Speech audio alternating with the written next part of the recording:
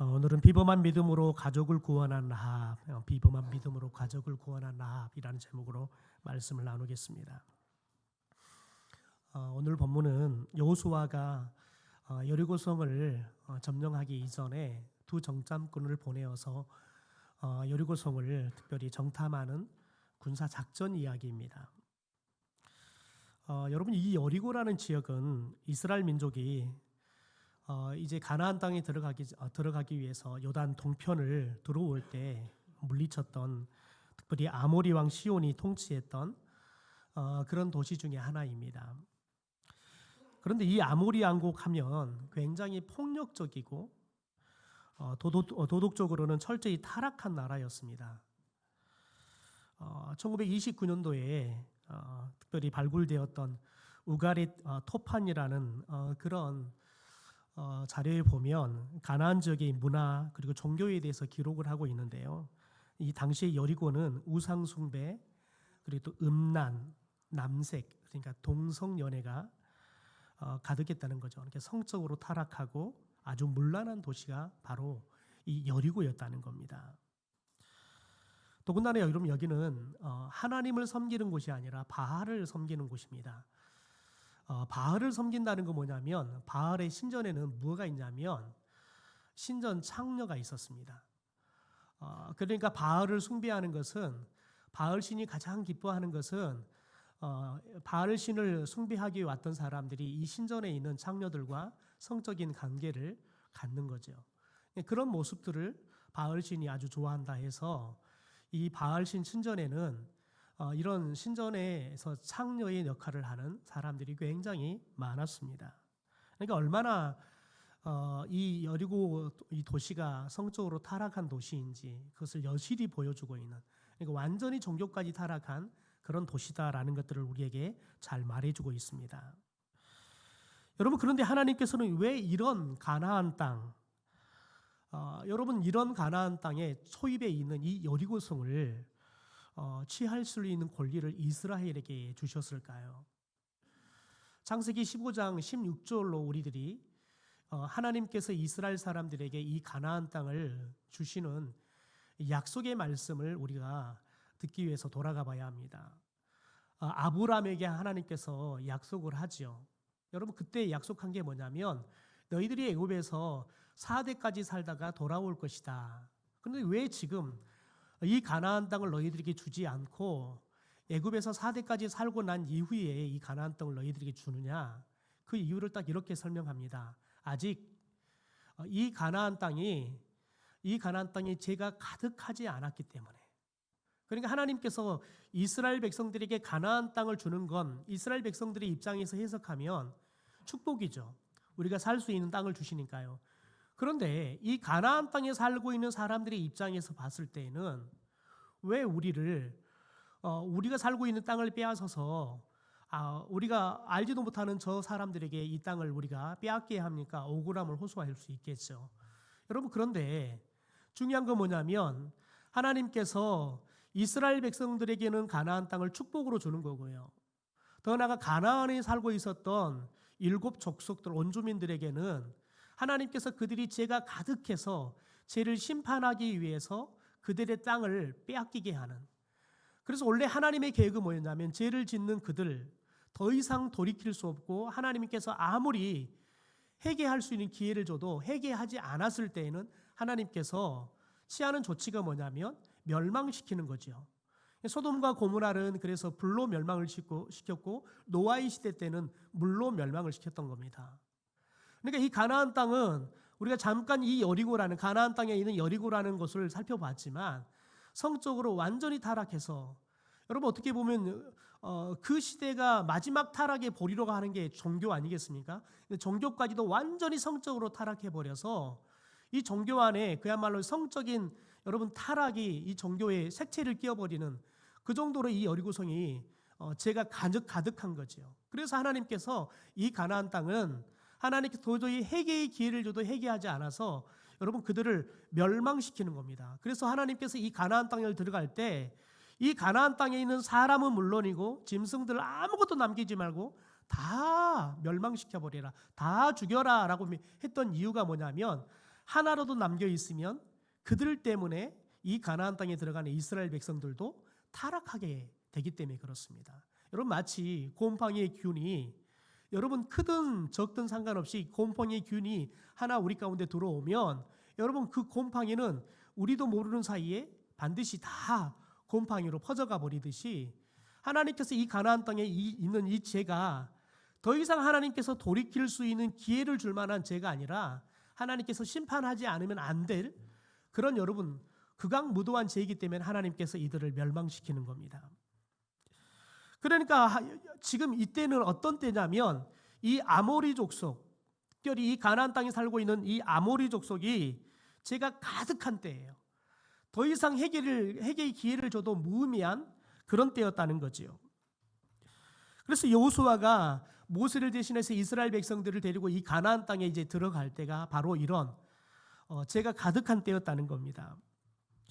여러분, 그런데 여호수아가 이 여리고성에 두 정탐꾼을 보내어 가지고 특별히 그 땅과 그 성에 대해서 어떻게 어떤 곳인지 그것들을 잘 정탐하고 오라라고 보내죠. 여러분, 그런데 두 정탐꾼들이 여리고성에 들어갔을 때 여러분 그들이 가장 먼저 들어가고 그들이 그곳에서 정탐할 때까지 머물 장소가 어디였냐면 창녀의 집 라합의 집이었다는 거죠. 오늘 1절에 보면 이 라합을 뭐라고 설명하냐면 기생의 집이다라고 이야기를 해요. 세번역 성경을 보면 이 기생을 창녀다라고 소개를 하지요. 여러분, 하필이면 하나님의 사람들이 들어가도 여러분 하필이면 기생의 집, 창녀의 집을 들어갔을까요? 여러분, 하나님께서 이 창녀의 집을 선택해서 하나님의 사람들이 들어가서 그곳에 유숙하면서 이 여리고성을 정탐하게 하신 것은 이미 하나님께서 계획하심이에요. 하나님의 섭리였다고 해요. 여러분, 무려 오늘 이 라합의 신앙의 고백을 통해서 우리가 깨닫는 건 뭐냐면 하나님께서 이미 최소한 이 라합을 들어쓰기 위해서 40년이라는 긴 시간 동안 하나님께서 라합에게 믿음을 주시는 그 과정들을 통해서 오늘 라합이라는 이 여인을 통해서 여리고성을 정탐하고 정복하는 하나님의 이 계획을 성취하시는 것을 보게 되어집니다. 여러분, 왜 하나님께서 그리고 이 두 정탐꾼들은 라합의 집에 들어갔느냐? 특별히 이제 현상학적으로 보면 여러분 여리고성에 들어갔을 때 이들이 의심받지 않으려고 하면 여러분 편안하게 누구나가 들어갈 수 있고 또 누구나 들어가도 의심하지 않을 곳을 찾아가는 겁니다. 그런데 여러분 이 창녀의 집은 누구나가 술을 먹기 위해서 또 성을 사기 위해서 드나드는 겁니다. 이것은 여리고성의 사람들로 드나들지만 여리고성에 들어오는 여러 여행객들이나 이런 사람들도 들어가는 곳 중에 하나입니다. 그러니까 여리고성의 사람이 아닌 이 두 정탐꾼이 들어가는 것은 그냥 자연스러운 현상이죠. 그러니까 의심받지 않고 들어가서 여리고성에서 머물면서 정탐하기에 가장 적합한 장소이기 때문에 이 라합의 집에 들어가는 겁니다. 여러분, 우리가 여리고성을 살펴볼 때 이 여리고성은 바알을 섬기어서 바알 신전에 신전 창녀가 있었다, 신전 창기가 있었다라고 이야기했습니다. 여러분들 이 신전 창녀에 대해서는 히브리어로 케데사라고 씁니다. 케데사. 그런데 오늘 2장 1절에 나오는 기생 이 단어는 자나라는 말로 히브리어로 기록이 되어 있습니다. 그러니까 이 라합은 신전에서 몸을 파는 창녀가 아니라 밖에서 직업으로 몸을 파는 창녀였다는 거죠.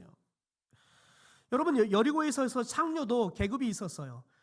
신전에서 몸을 파는 창녀들은 사람들이 어떻게 보면 조금 더 인정해주고 높여주는 우리들과는 조금 다른 그런 사람들로 취급을 했죠. 그러니까 지금 라합은 창녀들 중에서도 가장 비천한 계급에 속한, 그래서 사람들에게 그야말로 무시 중에 무시를 당하는, 사람들이 함부로 대해도 전혀 문제가 없을 정도로 이 여리고성 안에서 가장 비천한, 더군다나 여러분 여리고성이 타락해버렸기 때문에 그냥 라합이 창녀로 살아가는 것이 별로 부끄럽지 않는, 왜냐하면 모든 사람들이 여기 성적으로 타락했기 때문에 그냥 몸을 팔고 하는 것들.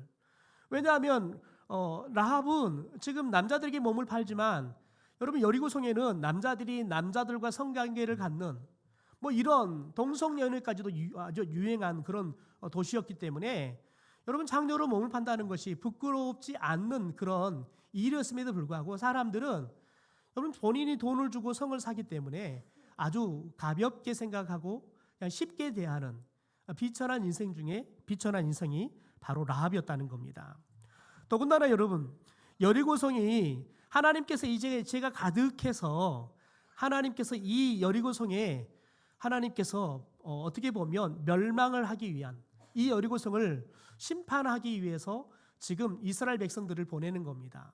이 말은 뭘 말하냐면 라합도 여리고성에 살고 있는 수많은 사람들과 동일하게 그들도 하나님의 심판의 대상이었다는 거예요. 왜냐하면 라합의 직업이 그것을 우리에게 잘 말해주고 있지 않습니까? 여러분 그런데 이 여리고성의 예상보다 치안이 상당히 좋았던 것 같습니다.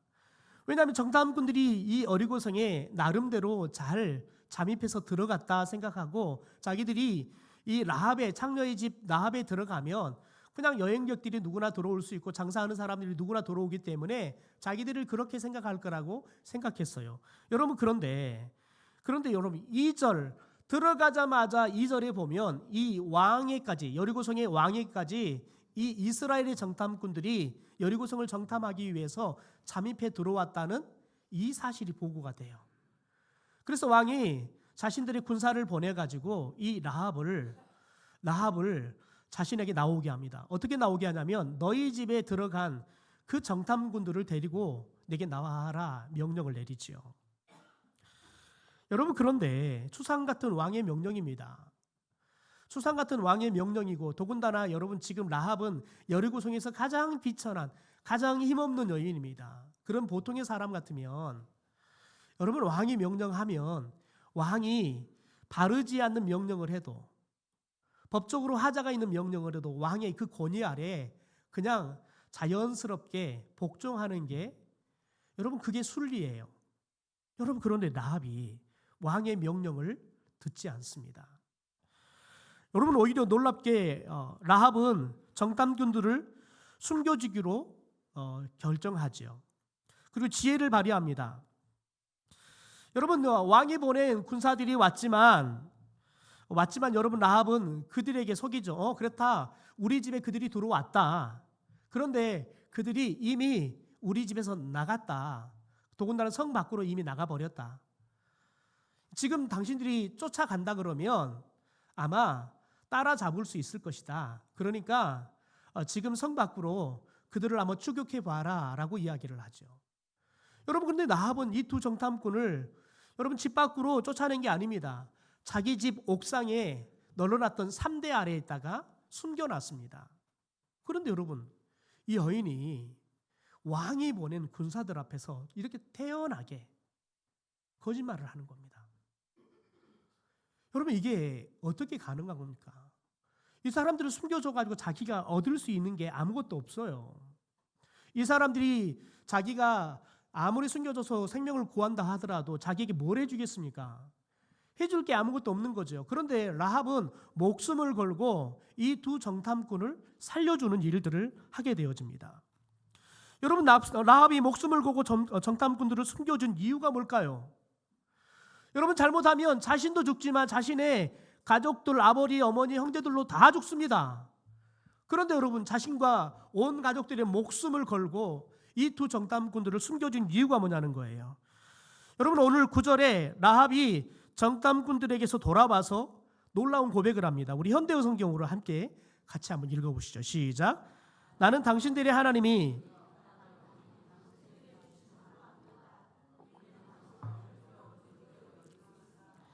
이 땅에 사는 모든 사람들이 이스라엘이라는 말만 들어도 무서워 떨고 있답니다. 여러분 놀랍게도 라합은 이미 하나님께서 이 가나안 땅을 이스라엘 사람들에게 주셨다는 것을 알고 있다라고 고백해요. 여러분 이미 주셔버렸대요. 아직 여러분 이스라엘 사람들은 겨우 두 정탐꾼만 들어왔어요. 그런데 라합은 뭐라고 말하냐면 하나님께서 이 가나안 땅, 이 여리고성을 이미 이스라엘 백성들에게 주셨다라고 여러분 고백을 해요. 여러분, 어떻게 여리고에 또 아모리 족속인 이방 여자가 더군다나 창녀였던 라합이 여러분 이 하나님의 계획을 알고 더군다나 이 하나님의 계획을 믿고 있을까요? 10절에 그 이유를 잘 설명하고 있습니다. 우리 세번역 성경으로 같이 한번 읽어보시죠. 시작. 당신들이 이집트에서 나온 때에 주께서 당신들 앞에서 어떻게 홍해의 물을 마르게 하셨으며 또 당신들이 요단강 동쪽에 있는 아모리 사람의 두 왕 시온과 옥을 어떻게 진멸시켜서 희생 제물로 바쳤는가 하는 소식을 우리가 들었습니다. 여러분, 지금 라합이 이야기하는 것, 이스라엘 백성들이 지금 40년 전에 출애굽했던 이야기를 들은 거예요. 여러분, 그런데 라합이 이제 이렇게 구출을 받고 나중에 살몬과 결혼을 해서 보아스를 낳습니다. 여러분, 보아스가 누구냐면 여러분이 잘 아는 룻의 남편이 되죠. 그러니까 지금 라합은 아마 20대 정도 되어지는 처녀일 거라고 생각해요. 그러니까 40년 전의 이야기는 자기가 직접 여러분 들은 게 아니에요. 어떻게 보면 자신의 아는 사람들이 이미 40년 전에 있었던 이야기들을 들려주는 거죠. 왜냐하면 지금 라합의 집은 술을 파는 곳이고 몸을 파는 곳에 사람들이 와서 이런저런 이야기들을 다 하지 않겠습니까? 여러분, 자기가 살아있지도 않아 태어나기도 전에 있었던 이야기들을 들었어요. 그런 중요한 건 뭐냐면 그게 믿어졌다는 겁니다. 더군다나 여러분은 보면 요단 동쪽에 있는 아모리 사람의 두 왕 시온과 옥을 어떻게 절멸시켰는지 이건 1년 전에 있었던 이야기입니다. 1년 전에 있었던 이야기. 그러니까 지금 40년 동안 이스라엘 백성들이 어떻게 출애굽을 했고 이 물이 가득한 홍해 바다를 마른 땅처럼 어떻게 하나님께서 건너게 했고 여러분 이런 이야기들을 끊임없이 라합이 들었던 거예요. 여러분, 그런데 생각해 보십시오. 라합이 이런 이야기를 들을 때 우리처럼 이렇게 예배당에 모여서 우리처럼 이렇게 하나님이 말씀하면 우리들이 뭐든지 듣겠습니다, 이런 준비한 마음으로 들었을까요? 아니에요. 술을 팔면서, 몸을 팔면서 여러분 사람들이 술을 먹으면서 안주거리 삼아서 이야기하는 이야기들을 들었을 거예요. 여러분, 그런데 놀라운 것은 하나님의 이야기는 사람들이 안주거리처럼 이야기해도 여러분 그것이 들리기 시작하면 우리 가운데 믿음의 역사가 일어난다는 거예요. 왜냐하면 여러분 믿음은 들음에 나요. 무엇을 들을 때요? 말씀을 들을 때요. 하나님의 이야기를 들을 때 믿음이 생겨나는 거예요. 여러분, 라합은 그냥 자신이 몸을 팔고 술을 파는 이 일 자체가 어떻게 보면 라합에게 개인적으로는 비참한 일이죠. 처량한 일이에요. 슬플 일이에요. 그런데 여러분, 라합은 이 일 때문에 하나님의 이야기를 들을 수 있어요. 여러분, 여리고성 사람들만 상대하고 살았다 그러면 이런 이야기를 못 들었을 수도 있어요. 그런데 여러분, 여리고성 밖에 있는 상인들이나 많은 사람들이, 여행객들이 여러분 여리고성에 와서 여리고성에 와가지고 여러분 특별히 라합의 집에 들어와서 술 먹고 성을 사면서 이야기들을 해주는 거예요. 그 비천한 직업이었던 여러분 창녀라는 이 직업이, 술을 파는 이 일이 라합에게는 축복이 된 거예요. 왜요? 하나님의 이야기를 들을 수 있었으니까요. 여러분, 말씀을 들을 수 있었으니까요. 여러분, 저와 여러분이 어떤 일을 하고 살아가느냐, 저와 여러분이 어떤 모습으로 살아가느냐, 지금 우리가 살아가는 것이 내가 생각하기에도 서글픈 모습이고 내가 보기에도 내 인생에 희망이 있을까라고 절망하는 절망적인 상황인다 할지라도 우리 가운데 하나님의 말씀만 들어온다면 우리의 인생은 희망이 반드시 찾아오는 믿음의 인생이 될 줄 믿습니다. 사도 바울은 로마서 10장 17절에 이렇게 말합니다. 그러므로 믿음은 들음에서 나며 들음은 그리스도의 말씀으로 말미암느니라. 그리스도의 말씀을 들을 때 우리에게 뭐가 생긴다고요? 믿음이 생긴다고요. 저는 이 시간 여러분 가운데 믿음이 생겨나기를 주님의 이름으로 축원합니다. 믿음이 있는 분들은 더 믿음이 확실해지는 믿음이 되기를 주님의 이름으로 축원합니다. 여러분, 라합은 창녀였지만 당시에 어떻게 보면 정보통과 같은 여자였잖아요. 그래서 여러분 다양한 주변의 이야기들을 들어요. 그러면 자연스럽게 여러분 믿음이 생겼는데 라합의 믿음이 얼마나 위대한 믿음인지 우리 11절의 말씀을 우리 함께 같이 한번 읽어보겠습니다. 세번역 성경입니다. 시작. 우리는 이 말을 듣고 간담이 서늘했고 당신들 때문에 정신을 잃고 말았습니다. 과연 주 당신들의 하나님만이 위로는 하늘에서 아래로는 땅 위에서 참 하나님이십니다. 여러분, 라합이 고백하는 신앙 고백이 얼마나 위대합니까? 하나님은 하늘에서도 땅에서도 진짜 하나님이라는 거예요. 여러분, 라합이 어디 한 번이라도 하나님을 직접 봤습니까? 홍해가 갈라지는 걸 직접 봤습니까? 요단강이 갈라지는 것, 또 요단강을 건너오면서 여러분 싸워서 그들이 전쟁에 패하는 것들을 직접적으로 보기는 했습니까?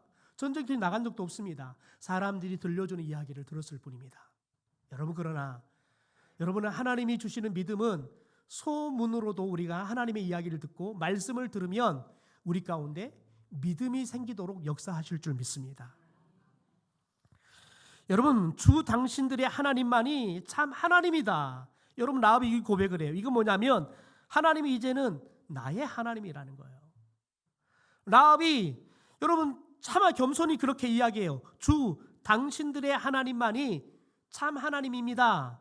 여러분, 나의 하나님이라고 고백을 못해요. 감히 나같이 몸을 파는 여자가 어떻게 하나님을 하나님이라고 고백하냐. 여러분, 세리와 같은 마음인 거지요. 그래서 주 당신들만의 하나님이 참 하나님이다 라고 고백하지만 이 고백 속에는 라합이 어떤 고백을 하냐면 하나님이 나의 참 하나님인 것을 저는 믿습니다. 이 고백을 하는 거예요. 왜 하나님이 나의 참 하나님이 되니까 여러분, 지금 이 두 정탐꾼을 여러분 숨겨줬다가 걸리면 죽어요. 여러분, 그런데 그 하나님은 이스라엘 백성들을 죽을 수밖에 없는 홍해 바다에서도 기적을 일으켜서 살려주잖아요. 질 수밖에 없는 싸움에서도 하나님께서 이기게 하셔서 이스라엘이 승리케 하시잖아요. 여러분, 라합은 그걸 믿은 거예요. 그 믿음이 생기니까요, 두 정탐꾼을 숨기는데 두려워하지 않아요. 여러분, 지금 여러분 두 정탐꾼을 살리기 위해 거짓말을 하는데 여러분 떨리지 않아요. 왜요? 하나님에 대한 믿음이 있기 때문에 그렇습니다. 여러분, 라합은 이 믿음의 눈으로 근동 지역의 판세가 어떻게 바뀔지에 대한 미래를 내다볼 수 있는 눈이 있었던 거죠.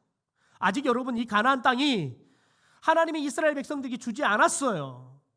그런데 여러분, 라합은 믿음으로 하나님께서 이 가나안 땅을 이스라엘 백성들에게 줄 거라는 여러분 그 미래의 일을 깨트려 보는 안목이 생긴 거예요.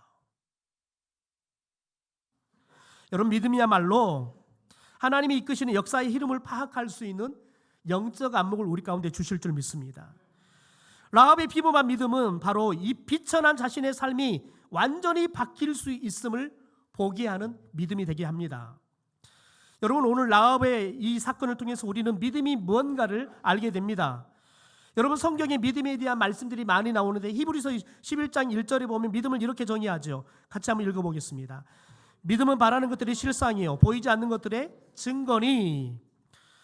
여러분, 이 말씀 이해가 되십니까? 보이지 않는 것들의 증거라니 이게 무슨 말입니까? 더군다나 여러분 바라는 것들의 실상이래요. 이게 뭐냐면 실제화를 시킨다는 거예요. 내가 바라는 것들이 아직 이루어지지 않았는데 여러분, 믿음은 내가 바라는 것들을 실제 나에게 지금 일어나는 것처럼 보여준다는 거예요. 여러분, 우리들이 가령 예를 들면 빨간색을 봅니다. 그러면 여러분, 이 빨간색이 우리에게 실제가 돼서 아, 저게 빨간색이구나. 어떻게 하냐면 우리의 여러분 시력이 그것을 보죠. 그리고 내로 전달을 해서 여러분 이게 빨간색이다라는 것들을 실제화시키는 거죠. 그래서 아, 저게 빨간색이구나 우리로 알게 하죠. 근데 믿음이 그런 역할을 한다는 겁니다. 여러분, 히브리서 11장 1절을 특별히 메시지 성경으로 번역하면 이렇게 이야기합니다. 우리 같이 한번 읽어볼까요? 시작. 믿음은 볼 수 없는 것을 볼 수 있게 하는 단서래요. 단서. 그러니까 믿음 때문에 우리가 볼 수 없는 것들을 보게 하는 단서가 된다는 거죠. 여러분, 사람들 중에는 공간 지각 능력이 아주 탁월한 사람이 있습니다.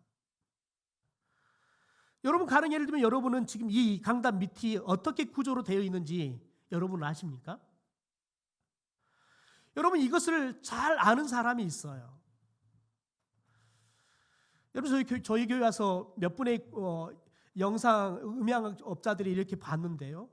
여러분 그런데 한 분이 정확하게 보더라. 근데 그분은 이 구조가 어떻게 된지를 몰라요. 그런데 그분은 탁월하게 뭘 잘하냐면 자기는 보인대요. 이렇게 보면 저 구조가 어떤 구조로 돼 있는지 그게 눈에 보인대요. 근데 우리한테 아무리 설명해도 우리는 안 보여요. 그런데 그분한테는 그게 보이는 거예요. 저희 아들하고 딸은 완전히 성향이 달라요. 저희 아들은 그 공간 지각 능력이 굉장히 탁월해요. 그런데 저희 딸은 공간 지각 능력이 굉장히 탁월하지 못해요. 여러분 그런데 저희 아들은 여러분 이렇게 똑같은 상자를 보고도 뒤에가 어떤 구조인지 다 보여요. 여러분 그걸 그려낼 수 있어요. 근데 저희 딸은 굉장히 나름대로 굉장히 똑똑한데 그걸 못 보더라고요. 왜냐하면 공간 지각 능력이 없기 때문에 그러는 거예요. 우리 여자분들이 공간 지각 능력이 없다 보니까 운전을 하면 심심하면 여기 부딪히고 저기 부딪히잖아요. 얼마 전에 신방을 갔는데 주차장에 보니까 아무래도 여자분이 타는 차 같아요. 양쪽에 깜빡이에다가 폴대를 딱 붙여놨더라고요. 왜 붙여놨겠어요? 여기가 끝이니까 차 돌릴 때 부딪히지 말라고 거기다 붙여놓은 거예요. 그러니까 저희 안 사람이 나중에 운전할 때 나도 저거 붙여주면 좋겠다라고 이야기하더라고요. 왜냐하면 자기가 운전을 해보는데 이게 자꾸 앞에 어떻게 얼마나 나가 있는지 모르니까 돌려버리면 싹 긁어버리고 그럴 위험이 있으니까 그게 있으면 좋겠다. 여러분 공간 지각 능력이 있으면 그거 없어도 그냥 보여요. 그런데 그게 없는 분은 그거 실은 붙여놔도 보니까 여기 긁히고 저기 긁었더라고요. 붙여놔도 긁어요. 여러분 그런데 믿음은 바로 그런 거라는 거예요. 믿음은 아직 눈에 보이지 않아요. 그런데 믿음이 생기잖아요. 그걸 보게 하는 안목이 있다는 거지요. 여러분 그래서 믿음은 신비인 거예요. 말로 해석이 안 돼요. 믿음은 그래서 신비롭다라고 이야기하는 거죠. 여러분 나업은 믿음으로 지금 보이지 않는 미래의 일을 이미 봐버리고 믿어버려요. 그래서 하나님께서 이 땅을 이스라엘 사람들에게 주셨다라고 이야기해요. 이미 주셨다라고 이야기를 하는 거예요. 여러분 하나님께서는 이미 그분의 뜻, 계획을 여러분 이미 400년 전에 아브라함에게 세워주셨어요.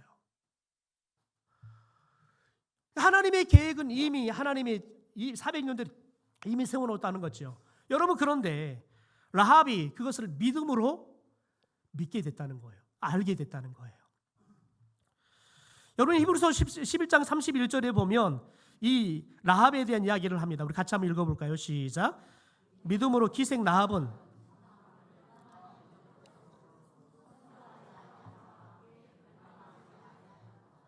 네. 여러분 히브리서 11장은 어떻게 보면 믿음의 전당이다라고 표현해요. 믿음이 좋은 사람들을 올려놓은 여러분 믿음의 전당이다 그러는데 여러분 기생이었던 창녀였던 그것도 이방인이었던 라합이 그 믿음의 전당에 여러분 영광스럽게 자기의 이름을 올려요. 그런데 여러분 보십시오. 어떻게 올라갔냐? 믿음으로 기생 라합은 정탐꾼들을 평안히 영접했대요. 여러분 지금 정탐꾼들을 지금 평안히 영접해 숨겨줄 수 있어요? 여러분 지금 무서워서 가슴이 두근두근 심장이 터져버릴 것 같아요. 여러분 두려워요. 그런데 라합은 평안하게 이 사람들을 숨겨줬다는 거예요. 두려워하지도 않고 떨지도 않고 숨겨줬대요. 뭐 때문에요? 믿음 때문에요. 저는 목사 중에서 그렇게 임종 예배를 많이 드린 목사인데요. 여러분 진짜 믿음을 가진 사람과 진짜 믿음을 갖고 있는 것 같은 믿음이 없는 사람의 차이는 어디서 나냐면 이 마지막 임종할 때 차이가 납니다.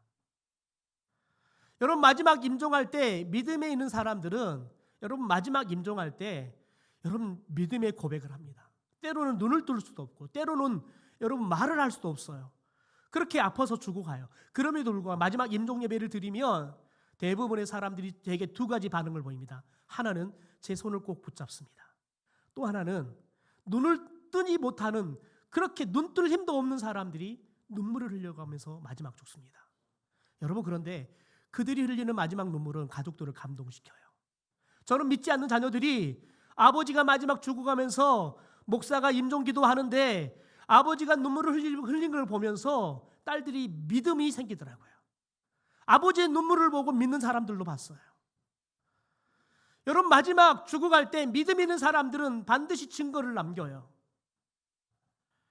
왜냐하면 믿음은 여러분 마지막 죽을 때 죽음의 천사가 오지만 믿음의 사람들은 여러분 죽음의 천사가 두렵지 않아요. 왜요? 우리는 이제 하나님의 나라로 이사갈 거니까요. 더 좋은 집으로 이사가는데 뭐가 죽음이 두려워요? 내가 그렇게 보고 싶었던 하나님 보러 가는데 뭐가 두려워요? 기쁘지요. 여러분 나합은 하나님을 믿음으로 목숨을 걸고 정탐꾼들을 영접하고 그래서 믿음의 영웅이 됩니다. 더 나아가서 여러분 나합의 믿음이 비범한 이유는 뭐냐면 그녀의 믿음은 단지 자기에게만 한정된 믿음이 아니었다는 거예요. 나합은 믿음으로 구하기를 자신의 아버지 집안에 있는 모든 식구들을 살려달라고 요청합니다. 자신이 이 두 정탐꾼들을 숨겨주는 은혜를 베풀었잖아요. 그러니까 이 두 정탐꾼들에게 너희들이 이 여리고성을 점령할 때 나에게 은혜를 베풀어 달라고 요청합니다. 그러면서 여러분 요청이 뭐냐면 우리 모든 식구들을 살려달라는 거예요. 우리 12절 13절 함께 읽어볼죠. 시작.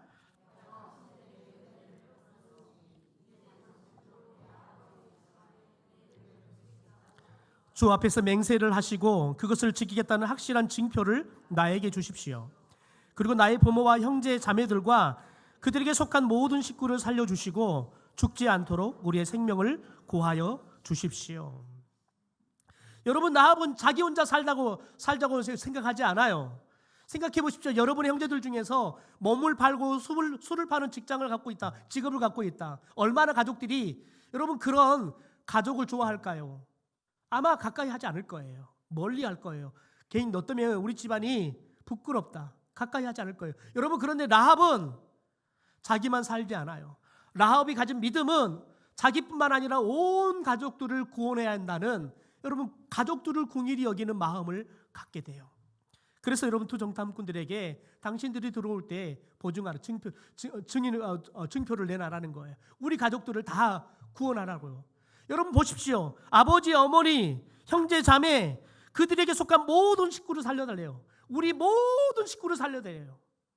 이게 여러분 라합이 가진 여러분 긍휼히 여기는 마음이에요. 사람들에게 무시당하고 여러분 가족들에게 천대당하지만 라합은 믿음이 생기니까요. 그런 가족들조차도 불쌍히 여기고요. 그런 가족들도 구원받아야 한다는 절대적인 여러분 사명이 있는 거예요.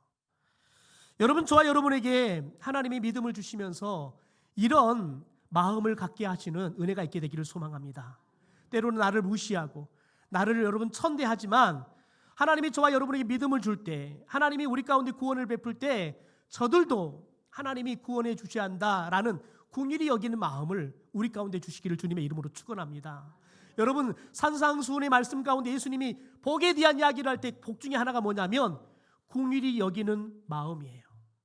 왜요? 우리가 긍휼히 여기면 하나님이 우리를 긍휼히 여기겠다는 거예요. 하나님으로부터 우리가 긍휼히 여김을 받게 될 거라는 거. 그게 복이라는 거예요. 여러분 그래서 저와 여러분이 믿음을 통해서 갖는 건 뭐냐면 다른 사람을 불쌍히 여기는 마음이에요. 우리가 다른 사람을 불쌍히 여기면 여길수록 하나님이 저와 여러분을 불쌍히 여기신대요. 여러분 우리는 지나가다 구걸하는 사람을 보면 불쌍히 여기지만 때로는 그냥 지나가요. 그러나 하나님은 우리를 불쌍히 여기잖아요. 그러면 우리에게 베풀지 않아도 될 은혜를 베푸세요. 그래서 저와 여러분이 누군가를 불쌍히 여긴다는 것은 하나님이 우리를 긍휼히 여기셔서 우리 가운데 필요한 것들을 채워주시는 은혜와 축복을 주신다는 거예요. 여러분 특별히 여러분 오늘 말씀 가운데 보면 특별히 그런 말을 합니다. 특별히 오늘 말씀에 보면 그런 말을 하지요. 14절의 말씀 좀 같이 읽어볼까요? 14절입니다. 같이 읽겠습니다. 시작. 정탐꾼들이 그 여인에게 말하였다. 우리가 목숨을 내놓고서라도 약속한 것은 지키겠습니다. 우리가 한 일을 어느 누구에게도 일러 바치지 않는다면 주께서 우리에게 이 땅을 주실 때 우리는 친절과 성실을 다하여 그대를 대하겠소. 여러분 여기서 말하는 친절, 이게 여러분 친절 이 말이 무슨 말로 특별히 해석이 되냐면 우리 성경이 보니 인자라고 해야 합니다. 여러분이 잘 아는 헤세드입니다. 이게 하나님의 은혜라는 말이죠. 하나님께서 헤세드의 은혜를 베푸실 거라는 거예요. 여러분 저와 여러분이 잘 기억해야 합니다. 여러분, 저와 여러분이 누군가로부터 긍휼히 여김을 받고 누군가를 긍휼히 여기면 하나님이 우리에게 헤세드의 은혜를 베푸실 줄 믿습니다. 저와 여러분이 어떨 때 구원받을 수 있냐? 하나님의 헤세드의 은혜를 베풀어 주셔야 되는 거예요. 여러분, 저와 여러분이 지금 우리들이 예비신자를 위해서 기도하지만 전도하지만 하나님이 그들에게 헤세드의 은혜를 베풀어 주지 않으면 여러분, 그들이 구원을 받을 수 없어요. 그러나 하나님은 우리 가운데 우리 모든 사람들이 하나님의 헤세드의 은혜를 받기를 원하십니다. 이 말은 뒤집어 보면 하나님께서는 우리 모두에게 헤세드의 은혜를 베풀어 주셔서 저와 여러분 모두를 다 구원하시기를 원하시는 하나님의 계획과 마음이 있다는 거예요. 그러므로 여러분, 저와 여러분이 오늘도 하나님 우리에게 헤세드의 은혜를 베풀어 주시옵소서. 하나님, 우리가 기도하고 있는 예비신자들에게 헤세드의 은혜를 베풀어 주시옵소서. 그래서 나를 구원한 것처럼 저들도 구원해 주시옵소서. 여러분, 이게 저와 여러분이 구해야 할 이번 한 주간의 기도가 되어야 될 줄 믿습니다. 우리가 기도할 때 하나님께서 우리가 기도하는 그들에게 헤세드의 은혜를 베풀어 주셔서 여러분, 우리를 구원하신 하나님이 그들도 구원하시는 역사를 베풀어 주실 줄 믿습니다.